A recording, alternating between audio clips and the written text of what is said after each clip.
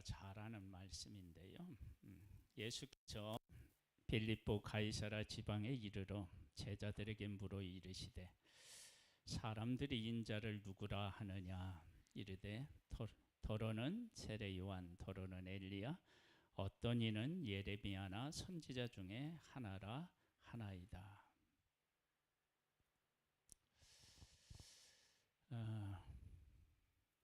예수님은 내가 가지고 있는 지적 능력이나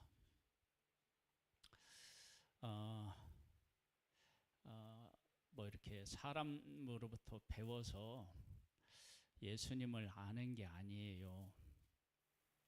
지금 여기에 세례 요한, 엘리야, 예레미야나 선지자 중 하나라고 생각한 사람들이 누구냐 그러면 유대인들이에요.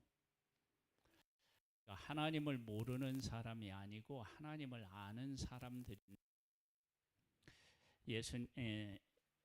하나님을 아는 사람들인데 그 사람들이 예수님에 대해서 제대로 몰랐다는 거예요. 여러분, 이 문제는 개인적으로 받아들일 때 아주 심각하게 정말로 이게 내가 예수님을 정말로 하나님 안에서 깨달아 알고 있는지에 대한 그 문제에 대해서 확신을 반드시 가지고 있어야 돼요. 이 문제에 내가 바르게 깨달아 알지 못하면 어떤 일이 생기느냐? 내가 하나님을 알았다고 얘기를 하는데, 나는 알았다고 얘기하는데 하나님이 나를 모르신다고 할 수 있다는 거예요. 그러면 진짜 큰일입니다. 이건 돌이킬 수가 없습니다. 네. 지금 예수님이 제자들에게 물어요. 야, 사람들이 나를 누구라고 하느냐?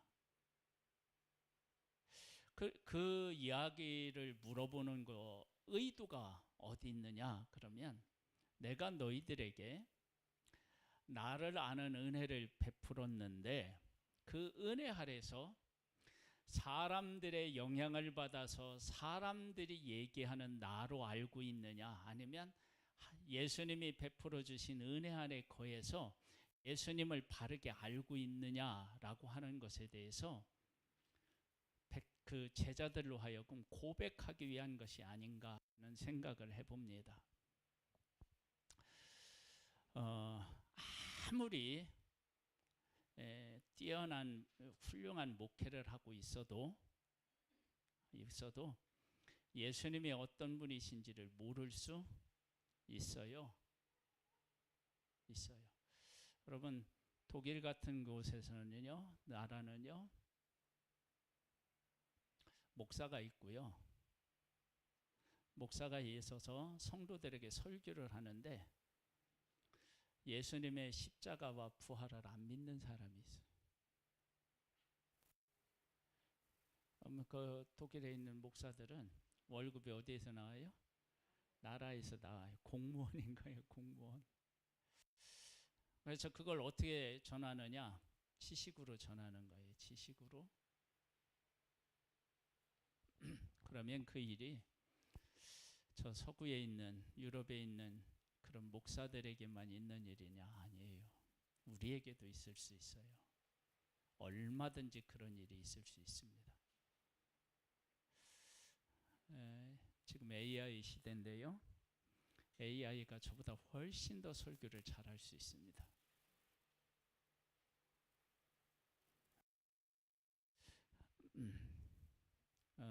이런 일이 진짜 일어나고 있는데요. 앞으로는 약사가 필요 없을 수 있대요. 필요가 없어진대요. 왜냐하면 약사가 공부를 많이 해서 그 약에 대한 것들을 이렇게 이제 공부하잖아요. 그런데 사람은 어떻게 되냐면 잊을 수가 있고요. 판단을 제대로 못할 수가 있어요. 근데 AI는 약에 대한 정보를 딱 집어넣어 놓으면 거의 100% 그 사람 체질에 맞는 처방을 딱 내려서 약을 줘주는 거예요. 그래서 지금 약사 이런 사람들의 직업이 위태롭대요. 응? 그러니까 목사도 설교 이게 고백 차원에서 설교하지 못하면요, 이 자리를 누구한테 뺏기느냐? A한테 뺏기는 거예요.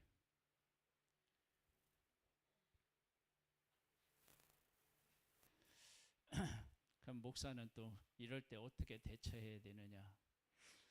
아멘 잘하는 로봇을 여기다 세워놔야 되나?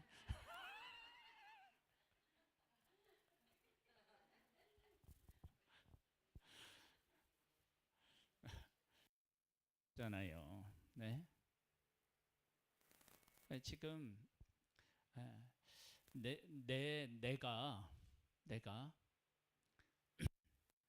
사람이 예수님에 대해서 어떻게 이야기하는지를 듣고 그곳에 쏠려서 그 사람들과 함께하고 있는지 아주 중요하다는 거예요. 우리 조에 목사님 한 분이 수요일인가요? 주중에 신천지 사람들을 만나서 성경 공부를 한대요. 성경 공부를. 근데 성경 공부를 한 2주인가 3주인가를 하고 났더니 그분들이 목사님을 데려와도 되느냐고. 그래서 목사님을 데려왔는데 이분이 기존 교회에 목회를 하셨던 목사님인데 신천지로 간 거예요. 여러분 그거 아시죠? 신천지 중에 목사님들이 많은 거. 여러분 생각해 보세요. 어떻게 예수를 바르게 만나고 하나님을 바르게 만났다면 어떻게 신천지로 갈 수 있습니까? 그건 말이 안 되는 거거든요. 그런데 그렇게 간 목사님들이 상당수가 있습니다. 목사만 있는 것이 아니라 장로도 있고요, 권사도 있고 안수집사도 있고 다 있어요. 그래서 신천지에 간 대부분의 사람들이 기존에 있던 교인들이 가는 거예요. 왜 그런 일이 생기느냐? 하나님 안에서, 성령 안에서 하나님의 어떤 분이신지 예수님의 어떤 분이신지를 깨달아 알지 못해서 그런 거예요.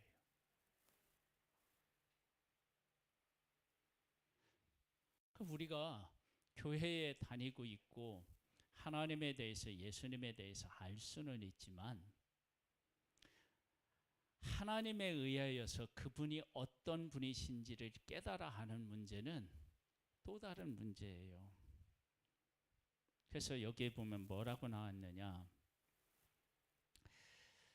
이르시되 너희는 나를 누구라 하느냐? 시몬 베드로가 대답하여 이르되 주는 그리스도시요 살아계신 하나님의 아들이시니이다. 그렇게 대답해요.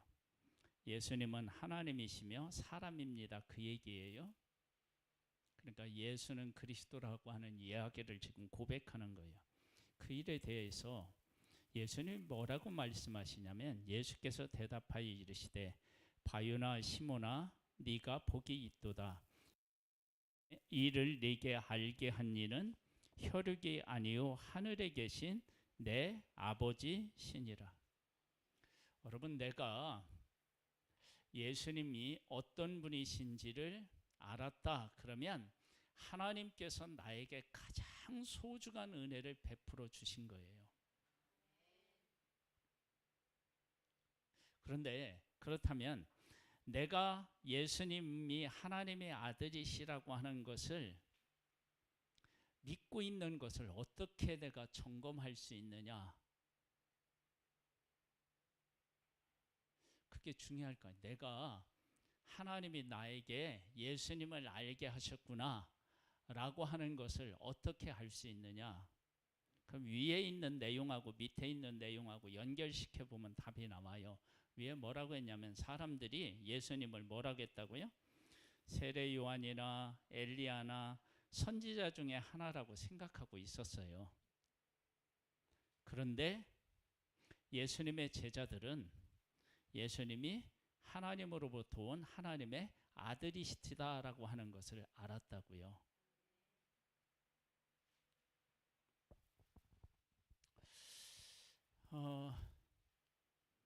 그 길에서 이렇게 전도를 하다가 이제 그 천주교 사람들도 이렇게 종종 만나거든요.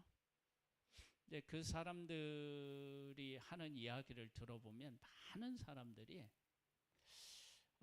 선행 쪽으로 구원에 대한 이야기를 할 때가 많아요. 선행 쪽으로 내가 하나님 안에서 착한 일을 많이 못해서 천국에 대한 확신이 없는 쪽으로 이야기하는 경우가 많아요. 그런 경우는 뭐냐면 예수님에 대한 구원이 무엇인지를 모르고 있는 사람인 거예요. 예수님의 십자가를 알면 그 십자가가 어떤 의미를 가지고 있느냐, 이건 정말로 끊임없이 여러분들이 생각하고 또 생각하고 또 생각해야 돼요. 뭐냐?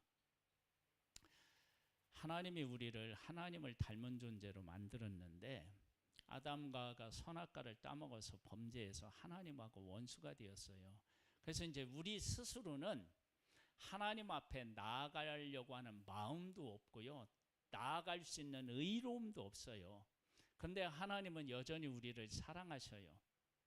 그래서 우리가 잘못한 죄를 하나님이 직접 지시고 십자가에서 죽으시고 죄값을 치루어서 우리를 거룩하게 하신 후에 우리와 하나가 되신 것이 하나님의 사랑이에요. 이 사실을 정말로 믿고 고백하면 지금 예수님을 아는 거고요. 이런 사실, 뭐 어떻게 하나님이 인간이 되시고 내 죄를 어떻게 예수님이 십자가에서 대신 져서 죽어서 내 죄를 씻을 수 있어? 그건 예수님이 뭐 2000년 전에 온 그건 역사적인 일인 건 내가 알겠는데 그게 나하고는 관계가 없다 그러면 위에 있는 요한이나 엘리야나 뭐 선지자 중에 하나라고 얘기하는 사람 거기에 머물러 있는 거예요. 하나님의 성령이 우리에게 와서 깨우쳐 주시면요, 야, 하나님이 우리를 그렇게 사랑한단 말이야. 나의 죄를 대신 짊어지고 십자가에서 죽으시고 죄와 사망의 권세를 이기시고 부활하셔서 그 예수님만 믿으면 내 죄가 사함받고 하나님의 자녀가 되고 영생을 주신단 말이에요. 너무 감사하다. 이런 사람들은 예수님 안에 거하는 거고요. 아니 도대체 나는 이해가 안 된다. 어떻게 그게 나하고 관련이 있고 내 죄가 어떻게 그 믿는다고 씻기느냐, 이런 사람은요 아직 예수님 그리스도 안에 온 게 아니에요.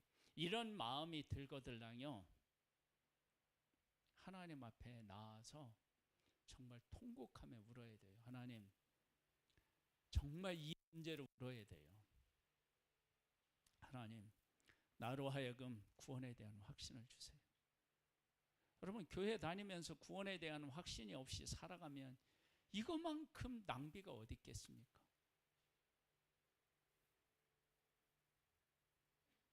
그 바울은 뭐라고까지 얘기를 하느냐면요, 내가 예수 그리스도를 믿는데 우리에게 부활이 없다면 이 세상에서 가장 불쌍한 사람들이 예수 믿는 사람이래요.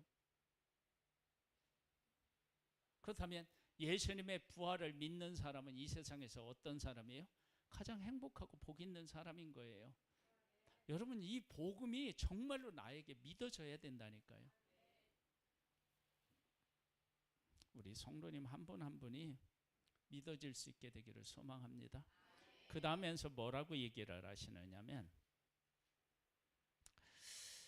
또 내가 네게 이르노니 너는 베드로라. 내가 이 반석 위에 내 교회를 세우리니 음부의 권세가 이기지 못하리라. 이 신앙 고백을 하잖아요. 이 신앙 고백을 하는 그 신앙 고백이 교회가 되고요, 그 신앙 고백을 하면 음부의 권세가 이기지 못해요. 그러니까 이렇게 그냥 예배당 세워놓고 교회라고 하는 간판을 세워놓는 곳을 그 사탄이 넘어뜨리지 못하는 게 아니고요, 정말로 예수님이 어떤 분이신지를 아는 사람들, 그 예수님을 고백한 사람들이 모임이 교회인데 그곳을 음부의 권세가 이기지 못하는 거예요. 한번 생각해 보세요. 신천지 이야기를 했는데 신천지 교회에 침투해서요, 교회를 와해시키고 그 성도들을 신천지로 끌고 갔는데 그쪽으로 휩쓸려 간 사람들이 한국 교회에 엄청나게 많아요.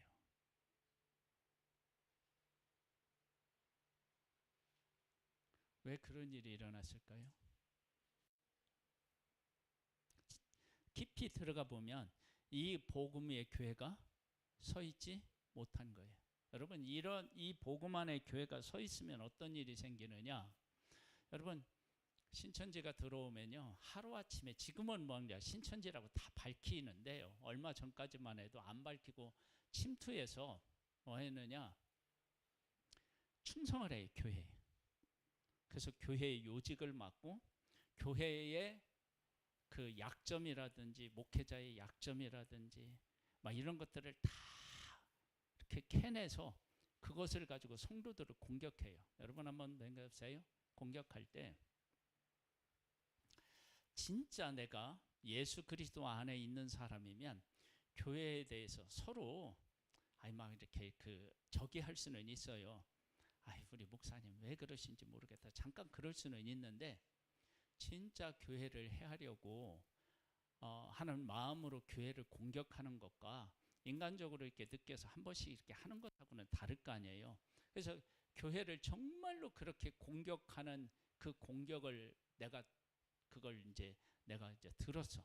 그럼 내가 교회를 사랑하는 사람이면 그 사람 말에 휩쓸려 가겠어요? 아니면 아니지, 아무리 교회가 그렇다 하더라도 이건 예수 그리스도의 십자가로 우리가 서로 용서하고, 그렇게 해야지 온전한 사람이 어디 있겠느냐. 그러면서 교회를 세우는 쪽으로 내가 서겠죠. 그런데 이 복음을 깨닫지 못하면 그 사람들의 말에 어떻게 해요? 자꾸 들으면서 넘어가는 거예요.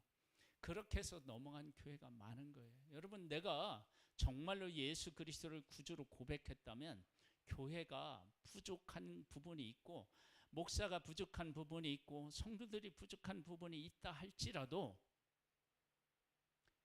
그런 거 분명히 있어요. 없는 게 어디 있어요? 있어요.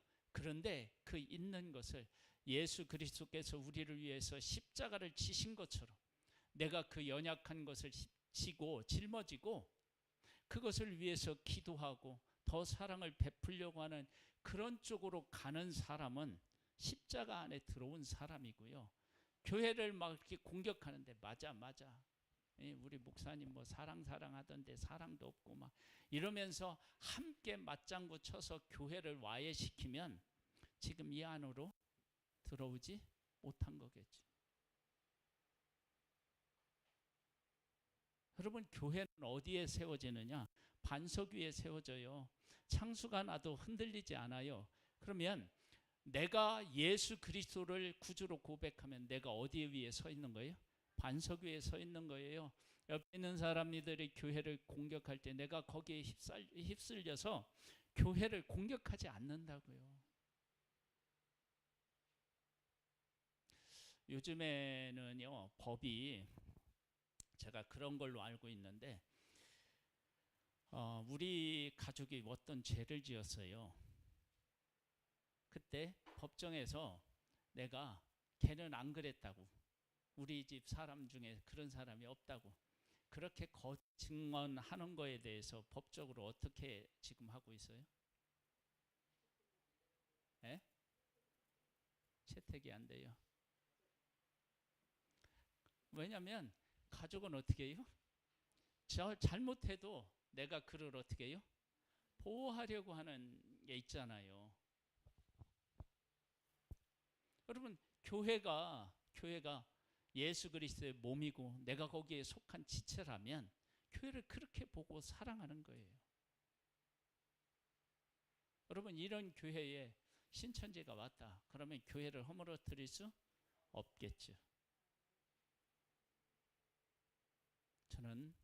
저도 마찬가지고 우리 성도님들도 마찬가지고 이 십자가의 은혜를 깨닫고 그 사랑을 깨닫고 그 구원을 깨닫고 그 안에 반석 위에 서 있는 믿음으로 승리할 수 있게 되기를 소망합니다. 그러면서 뭐라고 말씀하시냐면요. 내가 천국 열쇠를 네게 주리니 네가 땅에서 무엇이든지 매면 하늘에서도 매일 것이요 네가 땅에서 무엇이든지 풀면 하늘에서도 풀리리라. 여러분, 예수 그리스도를 바르게 고백하고 예수 그리스도 안에 있으면 하나님이 어떻게 하시느냐? 나와 어떻게 해요? 함께 하시고요. 내가 괴로워하시면 누가 괴로우셔요? 하나님이 괴로우신 거예요. 내가 기쁘면 어떻게 해요? 하나님. 근데 만일 내가 이런 바른 신앙 고백에 있지 않다 그러면 어떻게 하실까요? 내가 슬퍼. 내가 하나님 앞에 막 기도해. 그러면 하나님 어떻게 하실까요?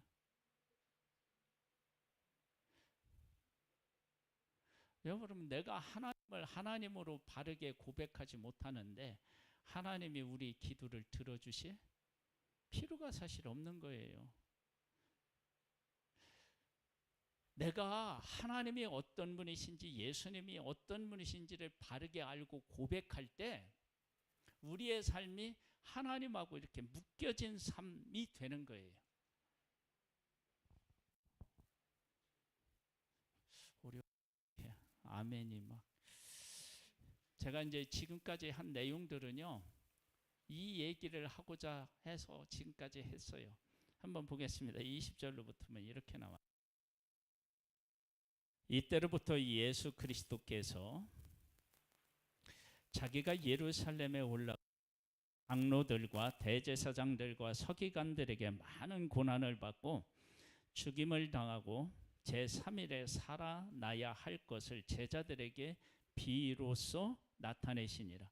베드로가 예수를 붙들고 항변하여 이르되 주여 그리 마옵소서 이 일이 결코 주께 미치지 아니하리이다. 예수께서 돌이키시며 베드로에게 이르시되 사탄아 내 뒤로 물러가라. 너는 나를 넘어지게 하는 자로다.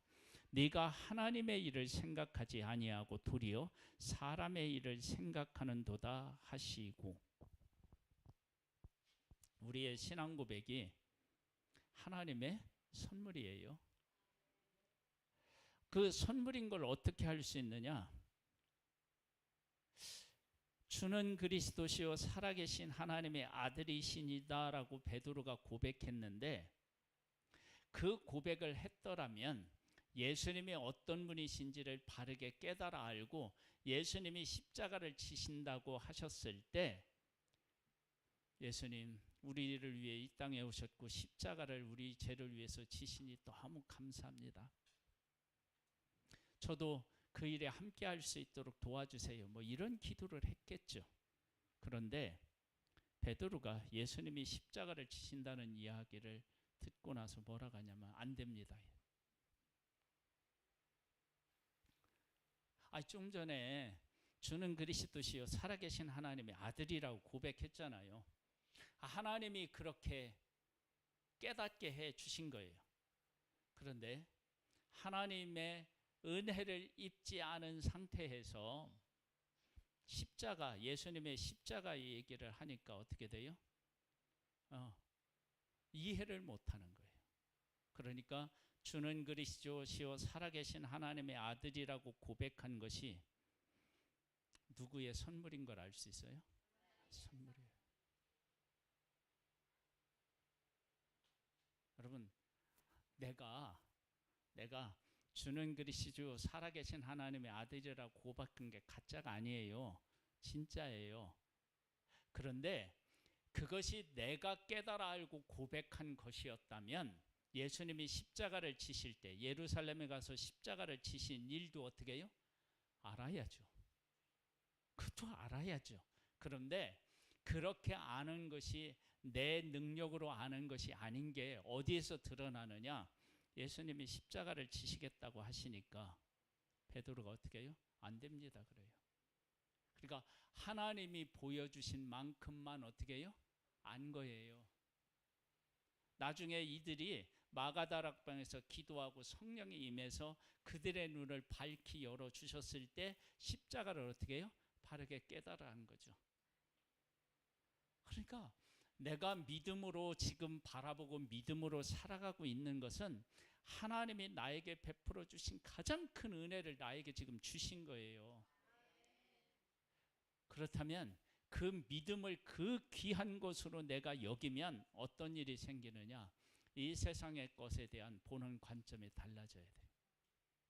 왜냐하면 가장 소중한 것을 하나님으로부터 이미 내가 받았는데 그 소중한 것의 가치는 이 세상 어떤 것과 비교할 수 없는 하나님이 나에게 주신 가장 큰 가치야. 가장 귀한 보배야. 그 믿음이. 근데 그것을 바르게 깨달아 알았다면 이 세상의 것 중에 다른 사람보다도 부족한 것이 있다 할지라도 그것 때문에 마음 상해하지 않고 아파할 필요가 없어요. 왜냐하면 나는 이미 더 좋은 것을 받았으니까. 영원한 천국을 소유할 수 있는 믿음을 받았으니까. 그래서 예수님을 깨달아 아는 사람은요, 세상의 것에 부러워하지 않아요.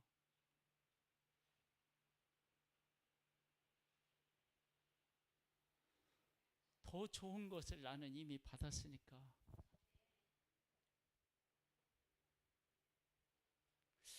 이 기쁨이 저한테도 막 충만했으면 좋겠어요. 근데 저도 가끔은요, 나는 저런 거 안 주나 막 이러고 있어. 그러니까 아직 저도 뭐냐면 이 가치를 제대로 못 깨달아 아는 거예요.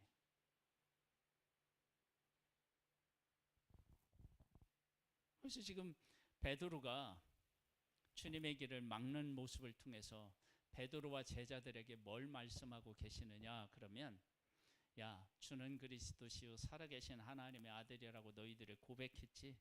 이 고백이 하나님이 주신 선물이라고 내가 얘기했지. 그런데 제자들, 베드로를 비롯한 제자들이 그렇게 말하는 예수님의 말씀을 이해하지 못하고, 아이고 이거 뭐 우리가 깨달은 거 아닌가? 이런 생각을 했던 것 같아요. 그런데 십자가 얘기하면서 사탄으로 갑자기 자기가 막 예수님한테 듣는 모습을 통해서 정말로 내가 주는 그리스도시요 살아계신 하나님의 아들이라고 고백할 수 있는 것이 하나님의 선물이었구나. 여러분 이걸 깨달아 알아야 돼요. 믿음은요 내게 아니고 하나님의 선물이에요. 그러면 여러분 아멘 크게 했는데 책임지셔야 돼요. 왜냐 그러면 이게 하나님의 선물이라고 하면 믿음이 연약한 사람을 뭐냐면 비판하거나 정죄하거나 할 수 없어요. 왜? 내게 아니니까 하나님 주신 선물이니까 그를 어떻게 되냐면 긍휼히 여기고 불쌍히 여기고 그를 도와줘야 될 마음이 우리에게 있어야 되는 거예요. 그래서 교회에서 조금 믿음이 있거나 이렇게 한다고 해서 막 교만해져서 다른 사람을 정죄하잖아요. 그런 사람들은요 믿음이 정말로 하나님으로부터 온 선물이라고 하는 사실을 제대로 못 깨달아 한 사람이에요. 믿음이 내 것처럼 생각하는 사람인 거예요. 여러분 초대교회가 부흥하고 성장했잖아요. 그런데 어떻게 부흥하고 그렇게 성장할 수 있었느냐 그러면 베드로가 예수님이 예수님이 십자가를 지시면 내가 막 죽을지언정 따라가겠습니다 했잖아요. 근데 예수님 3번이나 막 부인하고 마지막에 저주까지 하고 떠났어요. 그런 베드로가 초대교회에 우두머리가 되어서 초대교회를 이끌었다고요. 그때 교회가 어떤 사람이 손을 들고 저 베드로는요 우리 지도자가 될 수 없습니다. 예수님을 부인하고 저주까지 한 사람이 어떻게 우리들의 지도자가 될 수 있습니까? 안 됩니다. 이렇게 막 이의를 제기하면 교회가 어떻게 되겠어요? 혼란스러웠겠죠. 그런데 초대교회는요 그렇게 다 부족한 가운데 있는데도 그를 세우고 그를 따라서 복음을 전하는 모습을 보게 돼요. 왜 그러느냐? 나에게 주어진 이 믿음도 내 것이 아니고 하나님이 주신 선물이고, 하나님이 일깨워 주시지 않았다면 그 누구도 깨달을 수 없어. 근데 우리가 깨달은 것은 하나를 입은 거야. 하나님의 은혜를 입지 않으면 우리는 다 베드로가 십자가 앞에서 부인하고 저주하고 도망간 것처럼 다 우리는 그럴 수밖에 없는 존재야. 근데 하나님이 우리를 불러서 십자가를 깨닫게 하고 그 가운데서 믿게 하고 그 십자가를 전할 수 있는 자로 우리를 세워주신 것이 하나님의 은혜야. 이것을 고백하니까 다른 사람이 잘못한 것을 어떻게 해요? 품을 수 있는 거예요. 여러분, 우리 교회가 그런 교회가 되면 우리 교회에 오는 사람들이 위로를 받는 거예요.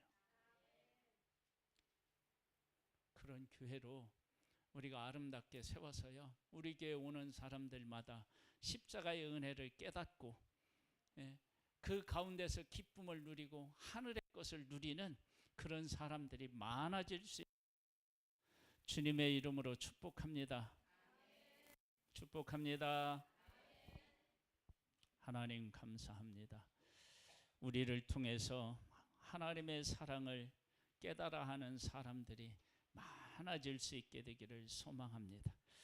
예수님의 이름으로 기도드립니다. 아멘.